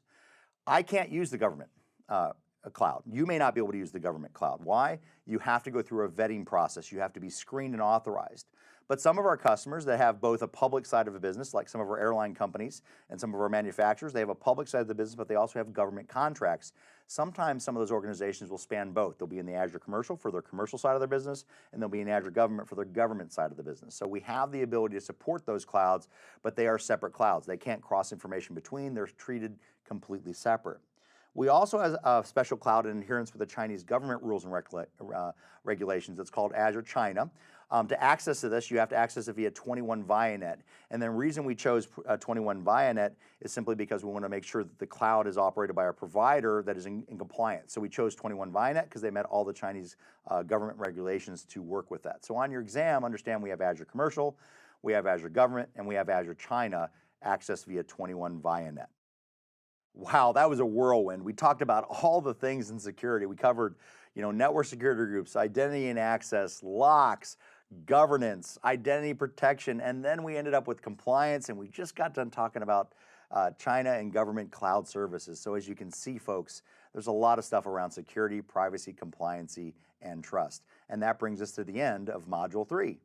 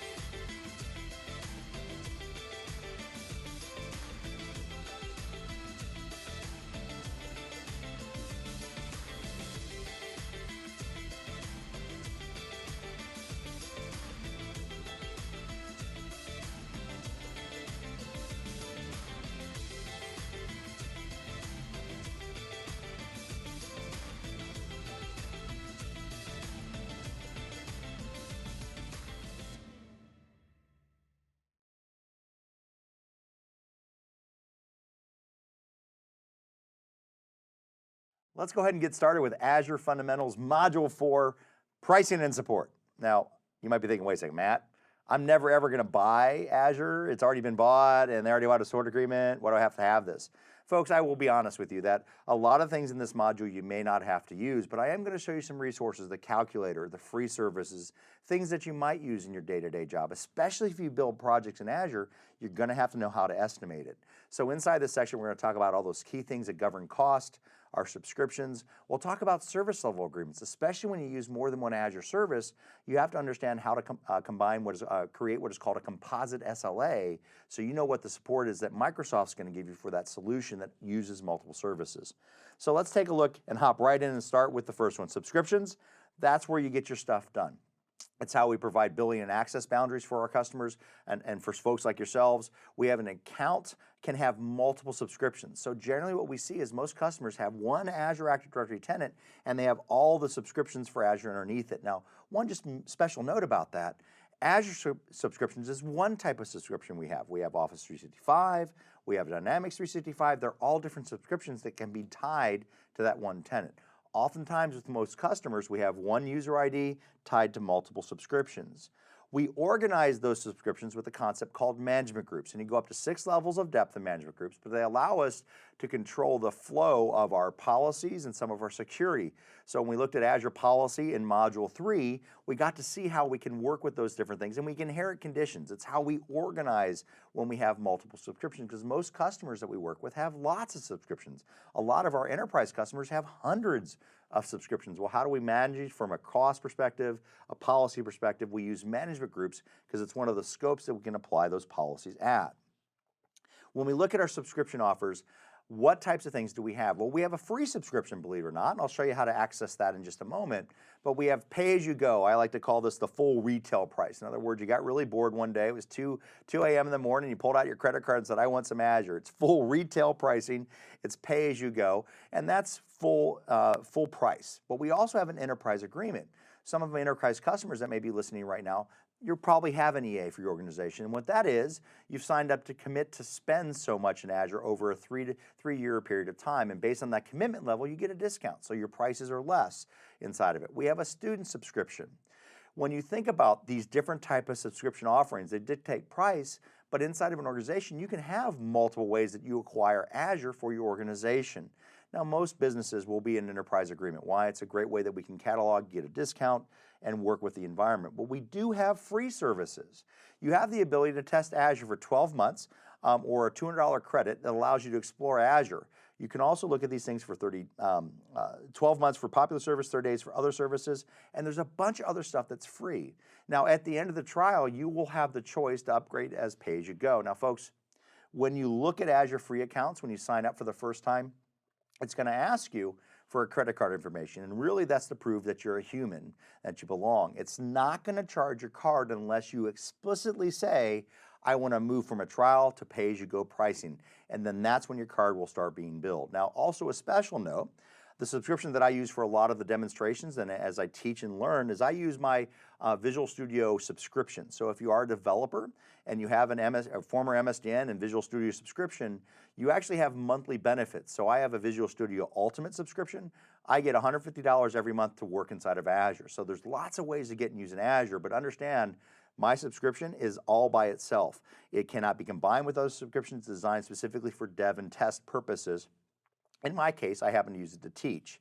So what I want to do is I want to hop in the portal and show you where the free services are. So let me go ahead and switch into the portal. And in my portal, I'm just going to do a quick search for free services. And I type in free and just go ahead and open it up. And it tells me how to get the 12-month with free Azure account. It tells me what I get for 12 months for free. But as I scroll down, I want to point out something here that's really nice. Always free services. Folks, now I tell you that most of your businesses, you're not going to run in the always free services category, but I like to show this because you might work for nonprofits or small community environments where they need just a little bit of computing power or a little bit of horsepower. You might be able to do that for free inside of Azure. So research these, especially if you're involved in some of those committees outside of work. I'm telling you what, folks, it's a really good way to work in Azure. And if you don't, guess what? this is a good way to kind of kick the tires. See what's there. You have all kinds of technologies you can kind of explore and research and leverage inside of Azure. So you definitely want to take a look at those free services. Not a lot of folks know that they're there, but they've always been there. They've always been there for us to use and leverage. We have our free services. So let's go ahead and switch back. Just wanted to show that to you real quick. And inside of Azure, we took a look at our free services, but now let's talk about how to plan and manage costs. And I know I hear the yawns, but folks, you have to understand how you're billed. And first off, how is pricing and purchasing determined? Well, under the covers, we have this little concept called a usage meter. Now, if you're thinking like, hey, is that like my meter, my electric meter, or my water meter? Yeah, exactly it is. Whenever you start to work with Azure resources, the meter starts to spin. Well, how fast does it spin? What's my price? Well, it depends. It depends on what type of customer are you. Are you an enterprise customer and have an EA with the discounted rate, which means it changed how that usage meter spins? Or are you a cloud solution provider, a CSP? This is generally for our mid-sized to smaller organizations where they hire a partner come in to build those solutions in Azure on their behalf, and sometimes those partners will have discounts, so that can control the price. Then we also have the Web Direct or the pay-as-you-go. That's basically the full retail price of Azure. So it depends on how you acquire your subscription is going to control your price. But we also have other factors that come into play. What type of resource? Every resource inside of Azure has different price points. And also we have different types of services that are basic services, that are premium services, that are standard service. Those all dictate that. And then we also have the ever popular location, location, location. What region you put that stuff in matters as well. There's lots of factors that come into that pricing and purchasing. And when we look at Azure, you have to understand this. When you start standing resources up, how do we calculate that? So knowing where your stuff is, knowing how you acquired that is going to determine what your bill is going to be.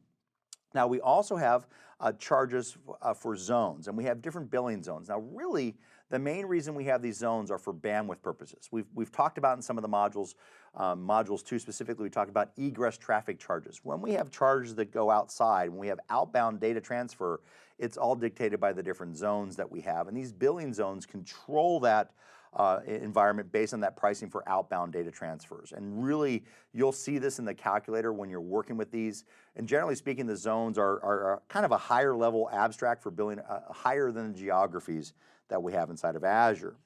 How do you estimate costs? Remember, we talked one of the benefits of cloud and one of the terms we did in Module 1, predictive cost.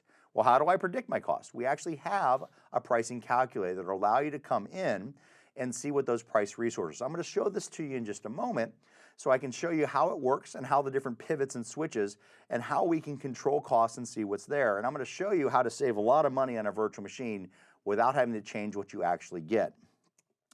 So let's take a look at that calculator right now. So let me switch into the calculator. And in my pricing calculator, and let me clear out my calculator because I've done this a few times. We have the ability to come in here and do any of the services that we want. We have compute, we can look at networking, we can look at storage. Pretty much every service inside of Azure has the ability to have a calculator for it. So I'm just going to go up to the feature because I want to use virtual machines because they do such a good example what's here. Now folks, if you're going to build something in Azure, I'm willing to bet somebody's going to ask you, how much is this going to cost me? Well, you're going to have to know how to use the calculator. So here I am in the calculator. I'm just going to go into virtual machines and it's going to add it to my calculator here. And notice that, and I'm going to kind of keep this, pay attention to this little number. Right now we're at $152.62 a month for this virtual machine, which is a D2 V3 virtual machine. It's currently running Windows. Now bear in mind, the cost of this virtual machine has not only what operating system you have, but also what type of virtual machine we have. So this is Windows. What if I want to run Linux, which doesn't have a licensing cost? Notice what happens to the price. Now it's down to $85. Same virtual machine, but now we don't have to pay that licensing. So when you work with these environments, when you have this, you're buying the license for that. Linux and Ubuntu and CentOS, they don't have licenses, but we have the ability to work with that. But also location matters. Notice I'm in West US. Well, let's go to the newer version of West. Let's go to West 2. And notice what happens. That price goes down to $137. Why? West 2 is a newer data center. It's more efficient. Remember, economies of scale, we pass those savings on to you as our customers, so even in the US. I don't know. Garrett, pick a region for me. Let's go East US. East US. East US is 137. East 2, also 137. Let's go Japanese. Let's go to the Far East. 161 for that same VM. Let's go to India. 173. So different locations in different regions. So folks, as you're moving this environment around, understand that the location matters, the location of where we put the resources. And why might you choose one region or another? Well, global reach and latency are going to factor in. Put your regions close to the resources you can consume. But if you really don't care, pick the one that's going to save you some money inside of it. So I'll go back to West. So we're back to our 152. Now, remember, this is for the Windows system. What if I want to have some SQL with it? Now, understand what I'm getting ready to do, because you're going to see the number jump quite significantly, because we think you want to buy SQL Enterprise. When I choose SQL here, it's not that I'm going to run SQL on top of this. This means I'm buying a Windows server with a brand new Windows license and a brand new SQL license that I have. And this means I'm going to pay for not only the virtual machine, but also the SQL license. And in this case, it defaults to Enterprise. So I went from 152 to 1,200, a little over $1,200. That's a pretty significant jump. Well, I don't want to use Enterprise. Maybe I go down to Web, and that price goes into it. What do you buy in a brand new license? Now, folks, a lot of your organizations have bought SQL under what is called software assurance, or SA. If you've bought SQL for your organization with SA, you have what is called license mobility. What does that mean? You can bring that license with you inside of Azure. Now, you can't build it by adding in SQL, putting SQL in the image that you pull from the marketplace. You'll build a Windows server, install SQL separately, and apply your license to that. And you won't have to pay that cost inside of here. So I'm going to turn off SQL here. We have the different type of tier. I have standard, and I have one called low priority. And low priority machines are basically our way of saying, okay, you know what, I'd like to have 5 servers always, but I'd like to have 10 just to have. Well, you can buy 5 additional low priority servers, but if Azure needs that capacity for whatever reason, we're going to take those servers away from you. But to do that, we give you a price discount on those machines. So normally what we'll see is we'll see 5 folks, hey, I have 5 servers running the full price, don't ever touch them, and then I have 5 running low priority, which are called spot instances that Azure can take back if it needs capacity. And because you do that, you get a discounted rate. And choose standard. By the way, basic here are the real minimal servers. There are A-level servers, and we're talking like, a quarter of a gig of RAM, real small single-purpose machines. I'm just going to leave it on standard. Now, the type of machine matters here. So I'm West US, Windows, still 152. I'm a D2 V3, and let me just hop down to a D4, which is the one right below it. That's $300 a month. Let's hop down to D16 or D32 here. $2,000. What are you difference here? How many CPUs? How much gig of RAM? What type of hardware are you looking at? Now, folks, you're looking at that number. I know what you're thinking. Wait a second. $2,000 a month? Are you nuts, Matt? Remember, total cost matters here. This is just for the hardware. And if you're just thinking that, then yeah, Azure may be more expensive than what you're used to seeing. But bear in mind, you have to look at the total cost. How much would it look and create if you were to have the total power, heating, cooling, the IT management for that system on-prem? You have to look at the total cost of ownership, and I'll show you, we have a calculator to help you figure that out as well. So let me go back to my D2 V3, $150 a month. Okay, seems reasonable. But now we have to get a little specialized in licensing. Now, folks, I had a choice when I joined Microsoft 19 years ago. I could go down the technical path, or I could go down some of the licensing paths. Our licensings can be complex.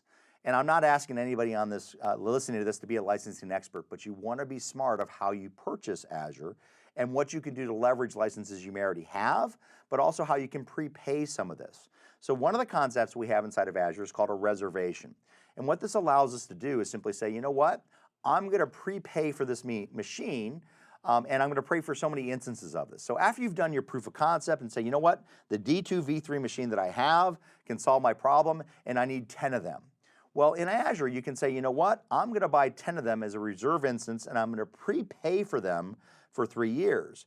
And if you choose a prepay for that VM, we'll charge you. By the way, this can be in installments, so you don't have to pay it in one big lump sum, and that's actually relatively new. But we have the ability to say, hey, you know what, I'm going to use these 10 VMs at a D2 V3. Now, the reservation is a subscription property, so we apply this to our subscription, and whenever we spin up a D2 V3 machine, Azure automatically applies a discount. In other words, your folks don't have, oh, okay, I got to make a reserve instance. No, you apply it to the subscription level, then that reservation property seeps through the entire subscription for you automatically. And since you've only prepaid for 10, well, what happens when I get to the 11th virtual machine? It'll go back to that $150 a month. Now, bear in mind, same VM, I'm just prepaying because I know I'm going to use it. Now I'm down to $104 a month for that same VM. Hey, Matt, I've got a question for you. So we talk about reservations, and they sound like they're a great way for us to potentially be saving money.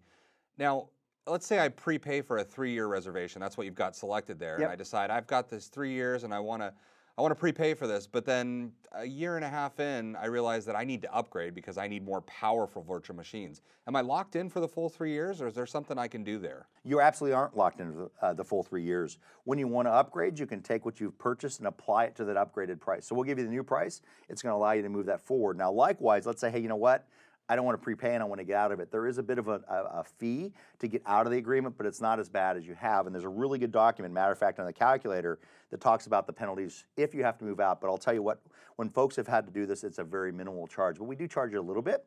But it's not like, okay, it's a $10 million penalty because it's not how it works.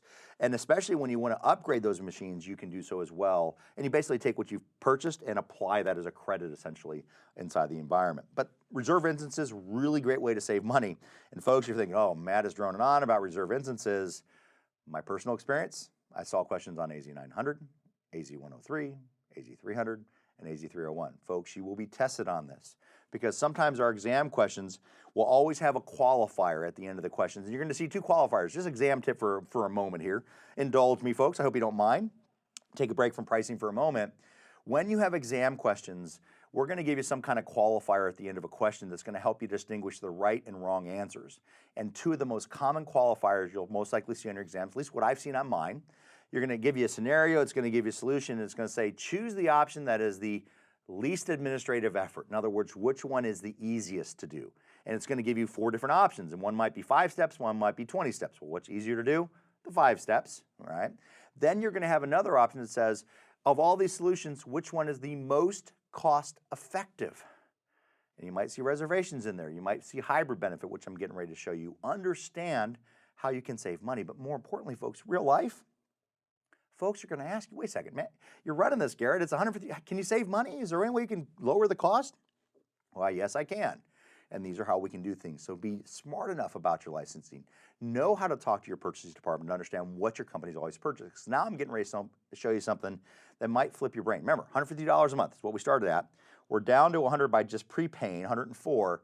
But what if you already had a Windows Server license? What if you already had a license that you bought for on-prem and you covered it with software assurance? You can leverage what is called the hybrid benefit. And really what that means, you take that license that you purchased on-prem and you bring it to bear inside of your Azure environment. That's called the hybrid benefit. I'm just going to make one little switch here. Watch what happens to that price. Same VM, haven't changed region, nothing else, nothing up my sleeve. It's like a magic trick. I click on it. Now I'm down to $37 for the same exact virtual machine because I'm smart about my licensing. Folks, I'm not a licensing expert. I didn't want to be a licensing expert at Microsoft. Not to knock those folks because they're brilliant. I want to be a technologist. But you have to understand how to price things and how you can save money, because I guarantee you, as you move on your cloud journey, especially when you start talking about virtual machines, 2 things are going to happen. One, how can I save costs on the virtual machine? And eventually they might say, you know what? I want to go into a PaaS service.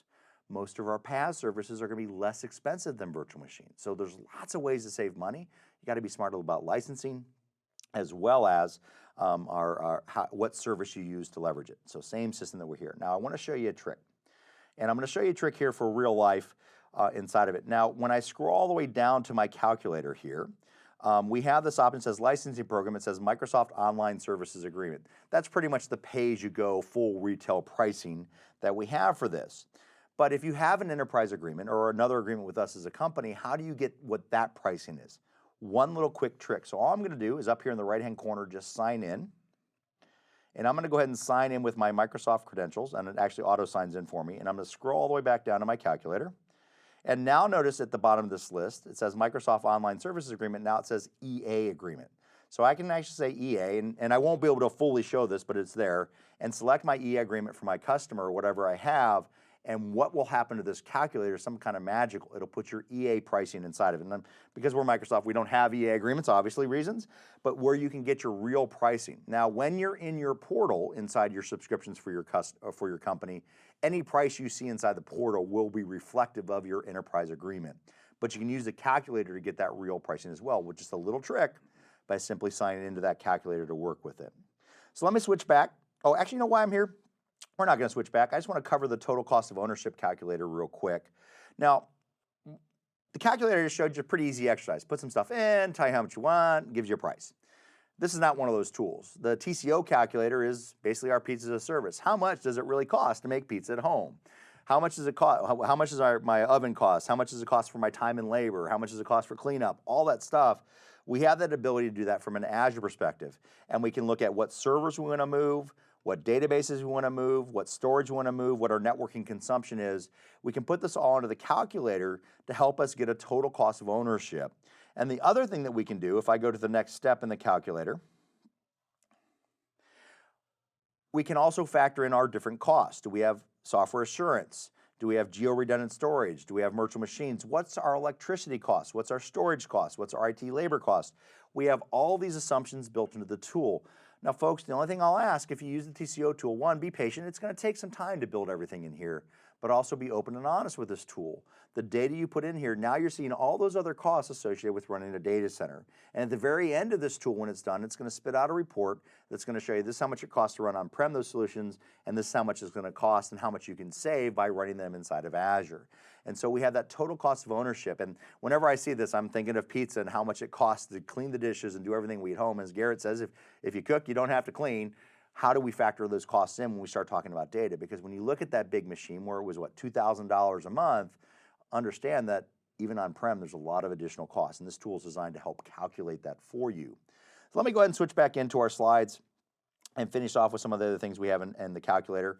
I talked about the total cost of ownership. What you're seeing here is an example of what the reports would look like that are there, and there's some sample reports you can use. So how do you minimize costs? What are some best practices? Use the calculators, use the pricing tools, monitor your usage, Azure Monitor, use Advisor. Advisor might come up with cost-saving tips. You can set spending limits inside of Azure. Now, the spending limits you set here are soft limits. In other words, when somebody goes over their spend limit, it's going to give them warnings. It doesn't turn them off. Now, with mine, with my Visual Studio, it's a $150 limit, which means when I hit $150 spend in the month, it does deallocate everything until the next month, until my credit. But that's unique to that subscription. Use reservations and hybrid benefit. Choose low-cost regions. Keep everything up to date with your latest offerings. As we change Azure and we add features and functions, sometimes they will be cheaper than what you're currently doing. Use cost owners. Use tags to help apply those things. There's lots of ways we can help minimize costs inside the Azure environment. We also have an Azure Cost Management utility where we can come in and get patterns and seasonality. We can see how much virtual machines are costing us versus Azure functions versus storage. We have all that ability inside of cost management. We can even get recommendations from that. We have the ability to take Azure to the next level. So pricing, very important. What about support? We have lots of support options inside of Azure of how you can work with it. Now, it all starts with our support plan options. And what you see here is a subset of the support plan options that we can have. Basically, when you look at the support plans, you have the ability to pay for support. We have basic support, which is free. You have developer support, which you get some limited capabilities, but we also have standard, professional, direct, and premier. Depending on what you want to use, they all have a price point. But the main things that customers choose support for is our SLAs to get back to you, our guarantee, but also what services you get. A lot of our enterprise customers, and maybe a lot of you watching this session, have a premier. Why? Because you get a technical account manager. You basically get a quarterback for your resources, for your support issues. So if something goes wrong, you have a full-time Microsoft employee that's going to help and run with it to loop in all the right resources to solve whatever problems that you have. Now, I want to show you real quick, just a quick website that has all of this information. And this is in the fun path, the online learning path, the aka.ms/AZ fun path. But when you take the exam, you're going to want to know these different agreements. I know in real life, folks, you have a support plan that you use for your organization.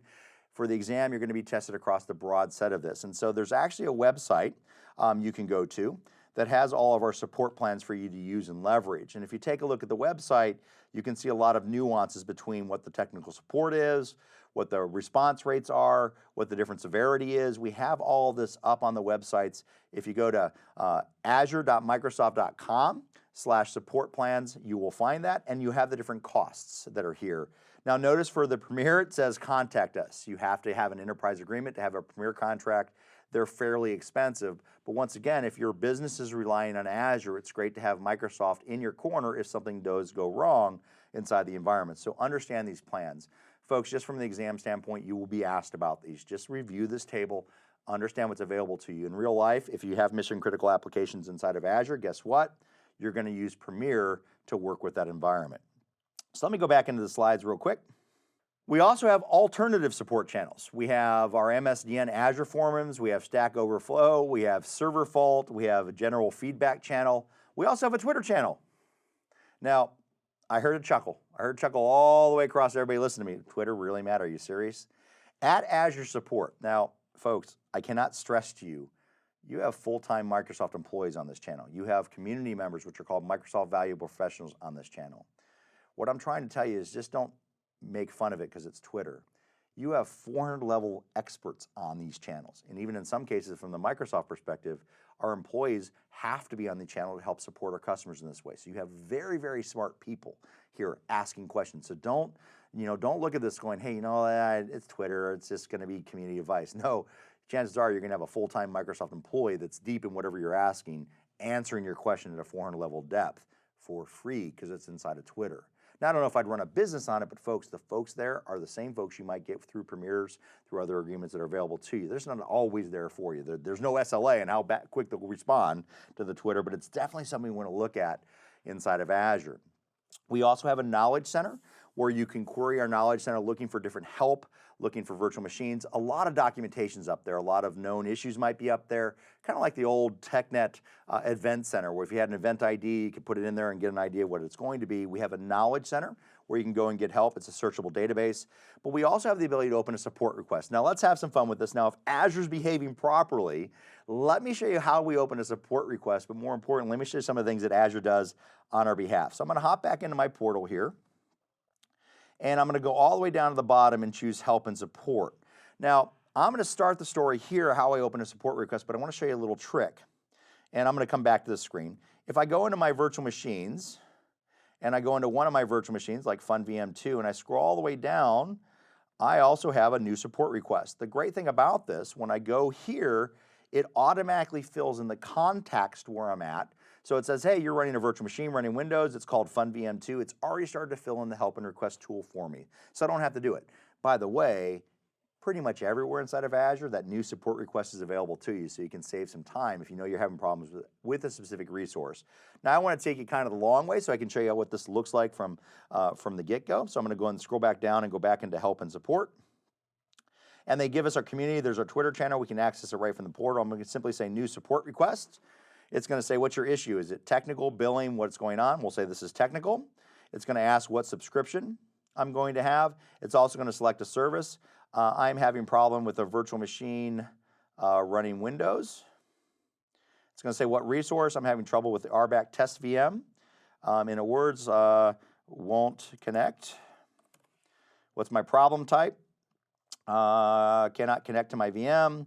What's my sub-problem type? My configuration is impacted. We'll say, put that one in there. And notice what comes up. Hey, it's stopped and it's deallocating that machine. It's actually looking at this going, hey, something's on with this machine. The virtual machine is stopped and deallocated. In other words, turn it on. So when we go through the support and request, Azure has some technology behind it that's going to say, you know what? There's something wrong. And in this case, I knew the machine was turned off, and this tool told me. So it ran across my subscription. It even gives me some recommended best steps to how to actually move forward inside of there. So I have the ability to troubleshoot this.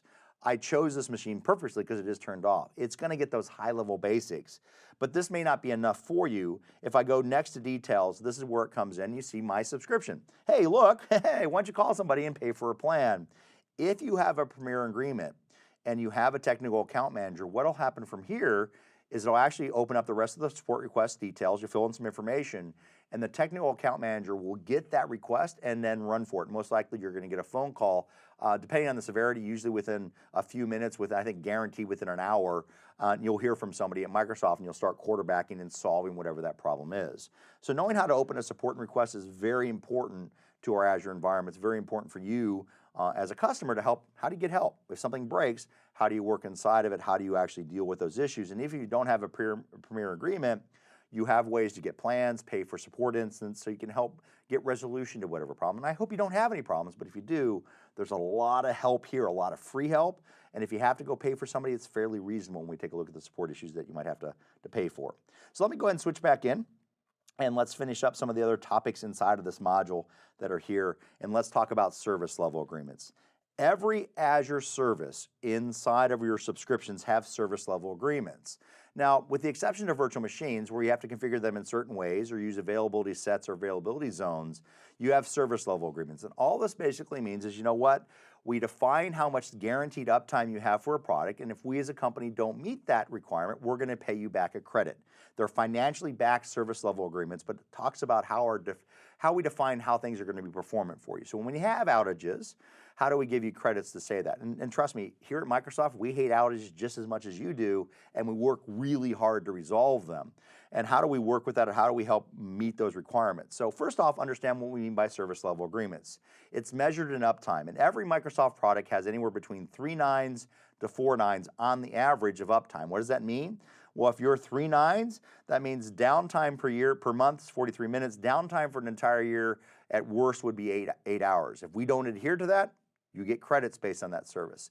We guarantee that monthly request, and you might have some of your monthly fees waived, you might get accredited, it all depends on what that outage looks like.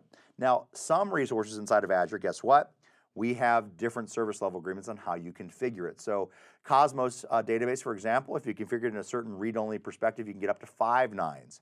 And that's for our services. Now, we talked about storage. Storage has its own SLA, and just kind of a fun note.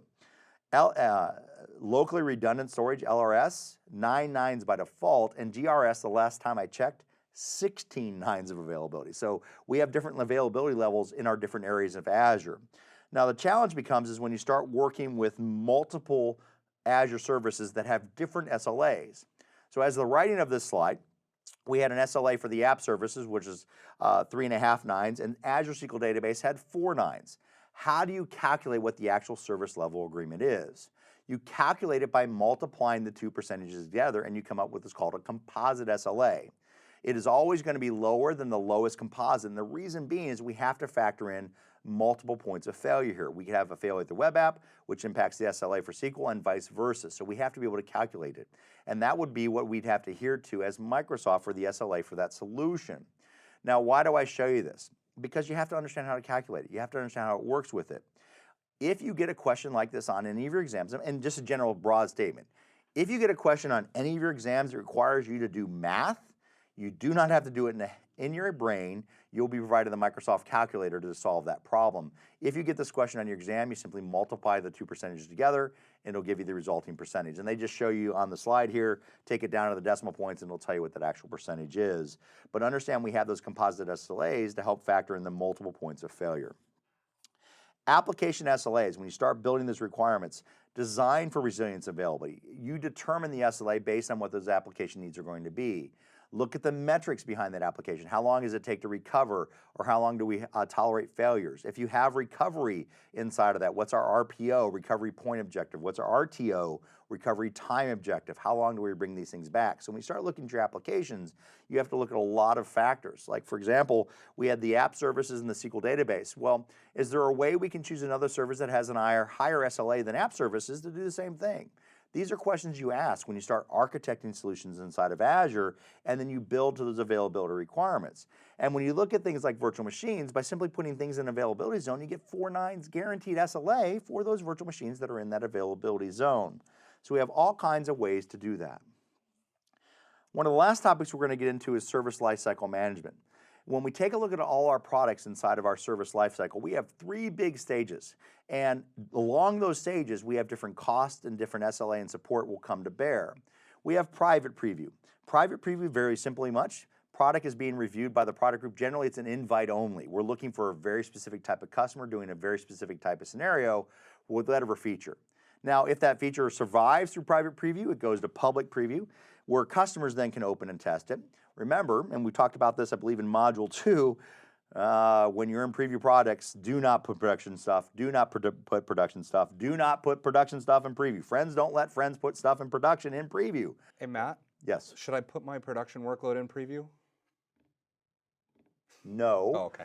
All right. You can, by the way, and this is the challenge. We can put production stuff in here. Don't do it. Why? Because there's no guarantee the product will make it out of preview. Now, with that said, we have a lot of faith in our product group. When things hit public preview, they're normally going to make general availability. How long that takes depends on the product. Generally, it's within 6 months to a year. When it hits public preview, it's going to become generally availability. That's when you can put things in production. You use general availability. That's when it gets a cost, that's when it gets an official SLA and it gets official support, but not until it becomes GA along that life cycle. All right.